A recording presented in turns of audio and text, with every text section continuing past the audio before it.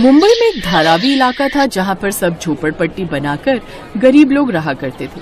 उस इलाके में महेश और उसकी बीवी भी रहा करते थे।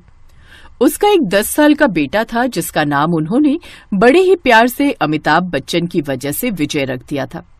अरे विजय की मम्मी, रात हो गई है, जरा अपने हाथ के गर्मा गर्म बढ़िया मस्त चाय तो बना दो। अभी बनाती हूँ, तब तक आप विजय के साथ खेलो। तभी वहाँ पर पड़ोस की झोपड़पट्टी में रहने वाली एक 8 साल की बच्ची रागिनी आ गई। अंकल, आप लोग अकेले ही खेलोगे क्या? मुझे नहीं खिलाओगे? रागिनी आओ, हम लोग मिलकर खेलेंगे। विजय, मैं तो मजाक कर रही थी, मैं यहाँ पर खेलने नहीं आई हूँ, मैं तो आंटी से थोड़ा दूध लेने आई हूँ। हाँ बेटा, अंदर आओ, देखो दूध रखा है, जितना चाहिए ले लो। रागिनी अंदर गई, उसने दूध उठाया और वहाँ से जाने लगी। तभी उसने पलटकर विजय की तरफ देखा और मुस्कुराते हुए कहा, विजय, मैं कल दिन में आऊंगी, फिर दिन में हम लोग खेलेंगे। ठीक है रागिनी, लेकिन कल जल्दी उठ जाना, हमें जल्दी स्कूल पहुँचना है। ठीक है विजय, बाय। रागिनी वहाँ से चली गई, लेकिन विजय का पिता महेश और उसकी पत्नी एक दूसरे को देखकर मुस्कुराने लगे। देख रही हो विजय की मम्मी, रागिनी और विजय बहुत अच्छे दोस्त बन चुके हैं। हाँ, देख रही हूँ, विजय बिल्कुल आप पर ही तो गया है। तो इस तरह विजय के परिवार और रागिनी के परिवार वालों की बहुत अच्छी दोस्ती थी। इसी वजह से विजय और रागिनी के बीच भी बचपन से ही बहुत गहरी दोस्ती थी। दोनों एक साथ ही स्कूल आए जाए करते थे। सब अच्छा चल रहा था। तभी एक दिन अचानक वहाँ पर सुनामी लहर आ गई, जिससे वहाँ की सभी झोपड़पट्टियां समुद्र में बह गई। विजय कहीं दूसरी जगह बह गई। बहते बहते विजय अचानक किसी पत्थर से टकरा गया। उसने उस पत्थर को ही अपना सहारा बना लिया। तभी उसने देखा कि उसी पत्थर से लिपट कर रागिनी भी रो रही थी। विजय, मेरे मम्मी पापा बह गए। रागिनी, मेरे मम्मी पापा भी न जाने कहाँ बह गए। चिंता मत करो, हम दोनों एक दूसरे का सहारा बनेंगे। विजय, मेरे मम्मी पापा बह गए। वो तूफान इतनी तेज था कि कई घंटों तक समुद्र की लहरें वहाँ के इलाके को तबाह करती हुई चली गई। बहुत सारे लोग तो समुद्र के अंदर ही दफन हो गए और दोबारा मिले ही नहीं। रागिनी और विजय का परिवार भी नहीं मिला, लेकिन दोनों अपने माँ बाप को ढूंढते रहे, पर वो कभी नहीं मिले। विजय, मेरा इस दुनिया में अब कोई नहीं बचा, अब तुम मेरा साथ कभी न छोड़ना। रागिनी, मेरा भी इस दुनिया में अब कोई नहीं बचा, अब हम दोनों ही एक दूसरे का सहारा बनेंगे और अपनी जिंदगी बिताएंगे। विजय, मेरा इस दुनिया में अब कोई नहीं बचा, अब तुम मेरा साथ कभी न छोड़ना। रागिनी और विजय किसी अनाथ आश्रम में रहने लगे। धीरे धीरे दोनों जब जवान हुए तब आश्रम की देखभाल भी करने लगे। विजय, जो तुम कहोगे मैं वैसा ही करूंगी। ऐसा करते हैं, हम लोग बाहर कहीं नौकरी ढूंढ लेते हैं, फिर कोई छोटा मोटा घर भी बना लेंगे अलग। विजय बाहर इधर उधर नौकरी ढूंढने लगा, लेकिन उसे एक ढाबे पर वेटर की नौकरी मिल गई। विजय, हम लोग बचपन से एक साथ रह रहे हैं, लेकिन अब हम दोनों जवान हो चुके हैं। अगर कोई हमसे पूछेगा कि हम दोनों का रिश्ता क्या है तो हम उन्हें क्या बताएंगे? रागिनी, मेरे मन में भी कई बार यह सवाल आया, पर मैंने तुमसे कभी कहा नहीं। अगर तुम बुरा ना मानो तो मैं इस रिश्ते को एक नाम देना चाहता हूँ। क्यों ना हम दोनों शादी कर लें? क्या तुम मुझसे शादी करोगी? ये भी कोई पूछने की बात है विजय? मैं तुम्हारे अलावा किसी दूसरे अनजान लड़के के साथ शादी क्यों करूंगी? तो ठीक है, मैंने कुछ पैसे इकट्ठे किए हैं, कल ही हम अपने अनाथ आश्रम चलते हैं और सभी को अपनी शादी की बात बता देते हैं। अगले दिन विजय और रागिनी अपने अनाथ आश्रम में गए और अनाथ आश्रम के मालिक को अपनी शादी के बारे में बता दिया। विजय, मैं तुमसे बहुत खुश हूँ। आज तुमने अपने दम पर अपनी जिंदगी की शुरुआत की है। ये बात सभी अनाथ बच्चों को तुमसे सीखनी चाहिए। हम सब मिलकर तुम दोनों की शादी धूमधाम से करेंगे, चिंता मत करो। कुछ ही महीनों बाद बड़े ही धूमधाम से रागिनी और विजय की शादी। दोनों ही उस जंगल में अब बनी झोपड़पट्टी में अपनी जिंदगी बिताने लगे। फिर एक दिन रागिनी ने कहा, विजय, कब तक हम इस तंबू में रहेंगे? मेरा सपना है कि हमारा भी एक अच्छा सा घर हो। विजय जितना भी कमाता था उसमें से आधी पगार वो अनाथ आश्रम में दान दे देता था और जो पैसे बच जाते थे उससे अपनी जिंदगी चलाता था। लेकिन एक दिन वो ढाबा भी बंद हो गया। रागिनी, ऊपर वाले ने हमारे सर से हमारे माँ बाप का साया छीन लिया। उसके बाद हम अपने दम पर कुछ करना चाहते थे तो नौकरी भी चली गई। विजय, ऊपर वाला जब कुछ करता है ना तो उसके पीछे कुछ बहुत बड़ा कारण होता है। विजय और रागिनी आपस में अपनी परेशानियों को लेकर चर्चा कर ही रहे थे कि तभी वहाँ पर नगर निगम वाले उनके घर आ टपके। तुम दोनों कल ही अपना तंबू हटाकर यहाँ से जगह खाली कर देना। ये जगह सरकार की है, ना कि तुम्हारे बाप की। देखिए, आपको जो भी कहना है प्यार से भी तो कह सकते हैं। बाप पर जाने की क्या जरूरत है? हाँ ठीक है, कल तक अपने तंबू हटा लेना, वरना मैं जबरदस्ती या बुलडोजर चलवाना पड़ेगा। इतना कहकर वो लोग वहाँ से चले गए। तभी थोड़ी देर बाद अनाथ आश्रम का मालिक भी उनके पास आ गया।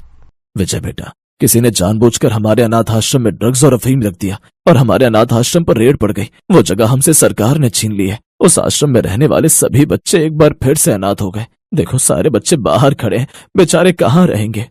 कहाँ विजय अभी तक रागिनी के साथ मिलकर अच्छे अच्छे सपने देख रहा था। एक ही पल में सारे सपने चकनाचूर हो गए। बाबा, वो सिर्फ अनाथ आश्रम ही नहीं था, बल्कि हम जैसे अनाथ बच्चों का एक परिवार था। तो हमारा भी फर्ज बनता है इन अनाथ बच्चों की मदद करना। विजय, यहाँ तो हम रह नहीं सकते। चलो हम लोग कहीं दूसरी जगह डेरा डालते हैं, फिर उसके बाद सोचते हैं कि आगे क्या करना है। हाँ रागिनी, तुमने सही कहा। विजय और रागिनी ने अपना सामान उठाया। सभी पैदल ही आगे की राह तलाशने लगे। काफी दूर चलने के बाद जब वे शहर से बाहर निकल गए तो एक पहाड़ी इलाके में उन्हें एक सुनसान जंगल दिखाई पड़ा। बाबा, ये इलाका बहुत सुनसान है। इस पहाड़ी इलाके में हमें कोई भी परेशान करने नहीं आएगा। हम यहीं पर अपना डेरा डाल सकते हैं। हाँ विजय बेटा, तुमने सही कहा। रात में विजय और रागिनी अपनी झोपड़पट्टी के अंदर आगे के बारे में बात करने लगे। रागिनी देखो, एक पल में क्या से क्या हो गया। आज हमारी सुहागरात थी। मैंने सोचा था कि मैं खूब पैसे कमा लूंगा और हमारा भी शानदार बेडरूम होगा, हमारा भी बहुत अच्छा बंगला होगा जिसमें मैं सभी अनाथ बच्चों को रखूंगा। पर सारे सपने टूट गए। यही सब बातें करते करते विजय और रागिनी सो गए। तभी अचानक रागिनी और विजय दोनों को एक साथ एक सपना आया। उनके सपने में महेश के माता पिता और रागिनी के भी माता पिता थे। बच्चों, हमें जानकर बहुत खुशी हो रही है कि तुम दोनों ने आपस में शादी कर ली और अपने साथ साथ बहुत सारे अनाथ बच्चों की देखभाल कर रहे हो। इसीलिए परमात्मा ने हमें तुम्हारी मदद करने के लिए भेजा है। तभी अचानक पीले रंग की बहुत तेज रोशनी हुई, लेकिन जब उन लोगों ने अपनी आंखें खोली तब वो लोग उस झोपड़पट्टी में नहीं बल्कि सोने और चांदी के बेड पर थे। विजय सोने के बेड पर था और रागिनी चांदी के बेड पर। विजय, ये सब क्या हो गया? मेरे सपने में हमारे माँ बाप आए थे। क्या तुमने भी ऐसा सपना देखा? हाँ रागिनी, मेरे सपने में भी हम दोनों के माँ बाप आए थे और ये चमत्कार उन्होंने किया है। चलो बाहर चलकर देखते हैं। विजय और रागिनी जब बाहर निकले तब उन्हें अपनी आंखों पर भरोसा ही नहीं हुआ। बाहर से उन्होंने देखा तो एक बहुत बड़ी हवेली बनी थी। बच्चों, तुम दोनों ने मौत से लड़कर खुद को तो बचाया ही और एक दूसरे का साथ दिया। बचपन से तुम दोनों ने अपनी दोस्ती नहीं छोड़ी। यहाँ तक कि हमारे अनाथ बच्चों को भी तुम लोग पाल रहे हो। इन सब का फल तो तुम्हें मिलना ही था।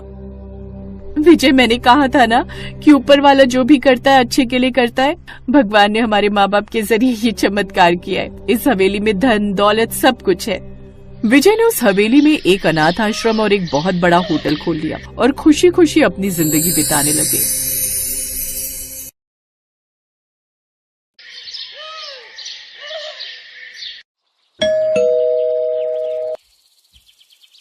अरे कमला, मेरा छोटा बेटा कुछ दिन पहले ही विदेश से लौटा है। सोच रही हूँ अब उसके भी हाथ पीले कर दूं। कोई अच्छी लड़की हो तो बताना। अरे वाह, निशांत विदेश से लौट आया। फिर तो उसके लिए कोई बड़े अमीर घर की लड़की ढूंढनी पड़ेगी। तेरी बड़ी गरीब बहू की तरह नहीं जो बस 2 जोड़ी कपड़े में ही ससुराल चली आई। अब मुझे देख, अमीर बहू लाई हूँ तो सब सामान आया है दहेज में। ये जिस एसी की तू ठंडी ठंडी हवा खा रही है ना, ये भी मेरी बहू के दहेज में ही आया है। मैंने तो इसे हॉल में लगवा दिया ताकि सब इसका इस्तेमाल करे। चलो बढ़िया है, एक मैं हूँ जिसकी गरीब बहू कुछ नहीं लाई। लेकिन अब तो मेरी सारी उम्मीदें अपनी छोटी बहू से ही है। तू कोई अच्छी अमीर घर की लड़की ढूंढना मेरे निशांत के लिए। अरे तुम चिंता मत करो, निशांत के लिए तो मैं एक बड़े घर की लड़की का रिश्ता ही लेकर आऊंगी। ऐसे ही समय बीता। एक रोज कमला एक बड़े घर की लड़की का रिश्ता निशांत के लिए लेकर आती है। देख तो विमला, लड़की कितनी सुंदर है, ऊपर से अमीर घर से भी है, अपने माँ बाप की इकलौती है, खूब दहेज मिलेगा। बोल तो बात करूं। अरे नेकी और पूछ पूछ, तू जल्दी से बात बढ़ा, हम कल ही चले जाएंगे देखने। विमला एक लालची औरत थी। उसके बड़े बेटे ने अपनी पसंद की गरीब लड़की से शादी की थी, इसलिए उसके दहेज में कुछ नहीं आया था। इसलिए विमला हमेशा उससे नाराज रहती थी और अब उसने ठान लिया था कि वो अपने छोटे बेटे के लिए बड़े घर की लड़की ही लाएगी। बात आगे बढ़ी। फिर वो अपने बेटे के लिए सोनिया को दुल्हन बनाकर घर ले आई। आओ मेरी प्यारी बहू, इस घर में तुम्हारा स्वागत है। हाय कितनी सुंदर है मेरी छोटी बहू, बिल्कुल परियों जैसी। सोनिया दहेज में खूब सारा सामान लेकर आती है, जैसे एसी, फ्रिज, वॉशिंग मशीन और भी बहुत सा सामान। विमला अपनी लोभी आंखों से वो सब देखती है तो खुश हो जाती है। फिर विमला उसे उसके कमरे में ले जाती है। ओफो, इस कमरे में तो एक एसी भी नहीं है। मैं इस कमरे में कैसे रहूंगी? माँ जी, आप जल्दी से मेरे दहेज में आया हुआ एसी मेरे कमरे में इंस्टॉल करवा दीजिए। बहू, तुम्हारे कमरे में एसी? लेकिन मैं तो सोच रही थी इसे हॉल में लगवा दूं। वो क्यों भला? ये एसी मेरे पापा ने मेरे लिए दिया है, और वैसे भी मैं अपने ससुराल में कोई समाज सेवा करने नहीं आई हूँ। और हाँ, वो टीवी भी मुझे बड़े टीवी वाले स्क्रीन पर देखने की आदत है, इस छोटे से टीवी में नहीं। अच्छा ठीक है बहू, जैसा तुम कहो। विमला सोनिया के कमरे में आया हुआ एसी, फ्रिज और टीवी रखवा देती है। ऐसे कुछ दिन बीतते हैं। जहाँ अमीर सोनिया सारा दिन अपने कमरे की ठंडी हवा में बैठती, तो वहीं उसकी जेठानी रजनी घर के कामकाज में लगी रहती। एक रोज गर्मी में सारा दिन काम करके रजनी का गला सूखने लगता है। गर्मी में काम करके गला सूखने लगा है, ठंडा पानी पीने की इच्छा हो रही है। रजनी सोनिया के कमरे में जाकर फ्रिज से पानी निकालकर पीने लगती है। आहा, ठंडा पानी पीकर कितना सुकून मिला है। लेकिन तभी सोनिया बाहर से शॉपिंग करके आ जाती है। आहा, ठंडा पानी तो बड़े मजे से पिया जा रहा है, लेकिन जरा मेरा कमरा तो देखो कितनी बुरी तरह फैला है, इसे ही साफ कर देती। देवरानी जी, मैं? हाँ, तुम कर भी दोगी तो क्या चला जाएगा तुम्हारा?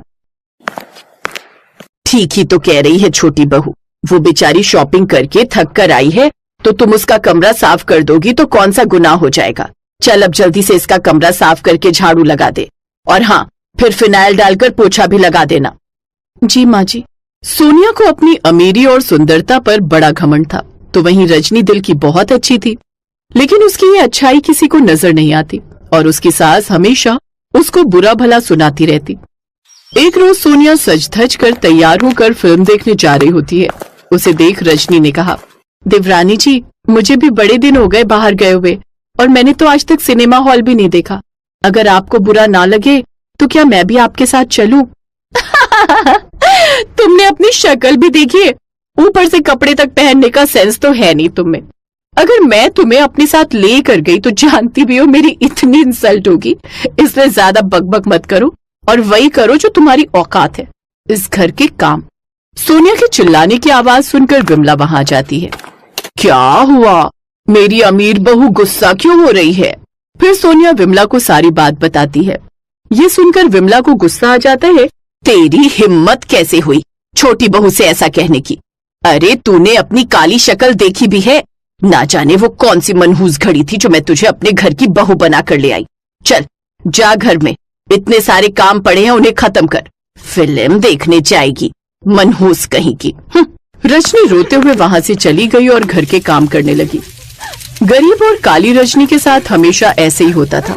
ऐसे ही समय बीतता है। कुछ समय बाद दोनों बहुओं का जन्मदिन आने वाला था। उन दोनों का बर्थडे एक ही दिन आता था। विमला अपनी छोटी बहू के लिए महंगी सी साड़ी लेकर आती है। ये ले सोनिया बहू, तेरा इस घर में पहला जन्मदिन है ना, तो उस दिन तू ये साड़ी पहन लेना। ये साड़ी माँ जी? क्यों, पसंद नहीं आई क्या? सोनिया बुरा सा मुंह बनाते हुए कहती है। नहीं, इतनी बुरी भी नहीं है।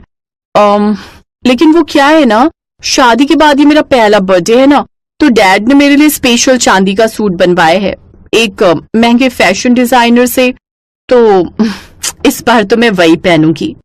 हे राम, चांदी का सूट? फिर तो मेरी बहू उसमें बिल्कुल परियों जैसी लगेगी। घर के कामों में लगी हुई रजनी उनकी बातें सुन रही थी। उसे ये जानकर बहुत बुरा लगता है कि उसकी सास उसके लिए कुछ भी नहीं लाई। जन्मदिन तो मेरा भी है, लेकिन माँ जी मेरे लिए आप कुछ नहीं लाई। अगर एक सस्ता सा सूट मेरे लिए भी ले आती तो मुझे कितना अच्छा लगता। ए काली कलूटी गरीब कहीं की, तुझे कितनी बार समझाया है तू इस घर की नाम की बहू है, लेकिन औकात तेरी नौकरानियों जैसी है। आहा, सूट चाहिए महारानी को, जैसे तेरे बाप ने तो मुझे संदूक भरकर खजाना दिया है ना। और अब मुझसे खुद को कंपेयर करना बंद करो। और हाँ, माँ जी ने मेरे पहले बर्थडे के लिए बहुत सारे लोगों को इनवाइट किया है, तो जन्मदिन के दिन सारे घर की सफाई करके उसको सजाकर और अच्छे अच्छे पकवान बनाकर तुम यहाँ से निकल जाना, समझी? क्योंकि मैं नहीं चाहती कि मेरी फ्रेंड्स को पता चले कि तुम जैसी गरीब और काली औरत मेरी जेठानी है। उस दिन रजनी बहुत रोती है। उसका पति मनीष दूसरे शहर में नौकरी करता था, इसलिए उसकी तरफदारी करने वाला वहाँ कोई नहीं था। सुबह जल्दी उठकर रजनी सारे घर की सफाई करती है, फिर सारे घर को दुल्हन की तरह सजाती है, जिसके बाद वो तरह तरह के पकवान बनाती है। अपने बर्थडे पर सोनिया अपने पापा का दिया हुआ चांदी का सूट पहनती है और सज धज कर तैयार हो जाती है तो वहीं बेचारी रजनी पुरानी सी साड़ी पहने हुए होती है। अरे वाह, मेरी बहू तो आज इस चांदी के सूट में बिल्कुल चांद का टुकड़ा लग रही है। हाय, नजर ना लगे इसे किसी की। जन्मदिन बहुत बहुत मुबारक हो बहू। थैंक यू माँ जी। और तू, सारा काम हो चुका है तो तुम्हारी अब यहाँ कोई जरूरत नहीं है। अब तुम यहाँ से चली जाओ और जब पार्टी खत्म हो जाए तब अपनी ये मनहूस सी शक्ल लेकर चली आना सफाई करने। रजनी अपनी किस्मत को कोसती हुई घर से निकल जाती है। कुछ दूर चलकर वो जंगल में पहुंच जाती है और थक हार कर एक पेड़ के नीचे बैठ जाती है। मेरे काले और गरीब होने के कारण मेरी सास और देवरानी मुझसे कितनी नफरत करती है। हर पल मुझे ताने देती हैं। वो खुद से ये सब बातें कर ही रही होती है कि तभी उसकी नजर सामने फंसे एक खरगोश पर जाती है, जो कि दलदल में फंसा हुआ होता है और डूबने ही वाला होता है। अरे ये क्या, ये तो इसमें डूब जाएगा, मुझे इसकी जान बचानी होगी।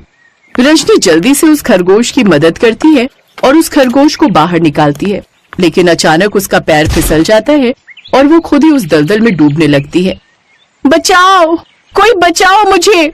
तभी अचानक उस दलदल के पास लगे पेड़ से एक पीले रंग का सोने का सूट रजनी के ऊपर आकर गिर जाता है, जो कि काफी मजबूत था। उस सूट को पकड़कर रजनी दलदल से बाहर आ जाती है। तभी अचानक से वो सूट बोलने लगता है। आज के बाद तुम्हारी जिंदगी में कोई भी तकलीफ नहीं रहेगी। तुम बहुत नेक दिल इंसान हो। तुमने अपनी जान खतरे में डालकर उस खरगोश की जान बचाई है। अरे ये क्या, तुम तो बोलते भी हो, भला ये कैसा चमत्कार है? हाँ, मैं एक जादुई सोने का सूट हूँ जो परिलोक से आकर इस पेड़ पर फंस गया था और तभी आजाद हो सकता था जब मैं किसी नेक दिल इंसान की मदद करूँ और उसके पास ही रहूँ। अब तुम एक बार मुझे पहन कर देखो, तुम्हारी सारी तकलीफें खत्म हो जाएंगी। उसकी बात मानकर रजनी उस सूट को पहन लेती है, जिसे पहनते ही वो बहुत ही खूबसूरत हो जाती है। रजनी बहुत खुश होती है। वो सोने का सूट पहनकर अपनी देवरानी की बर्थडे पार्टी में पहुंचती है, जहां सभी उसे देखकर हैरान रह जाते हैं। ये क्या, तुमने सोने का सूट पहना है और तुम इतनी खूबसूरत कैसे हो गई? रजनी सबको सारी बात बताती है। ये सुनकर सोनिया चिढ़ जाती है। अब उस सोने के सूट की मदद से रजनी खुद का बड़ा घर बना लेती है, जिसमें ऐशो आराम की हर चीज होती है। अब उस घर में वो अपने पति के साथ खुशी खुशी रहती है।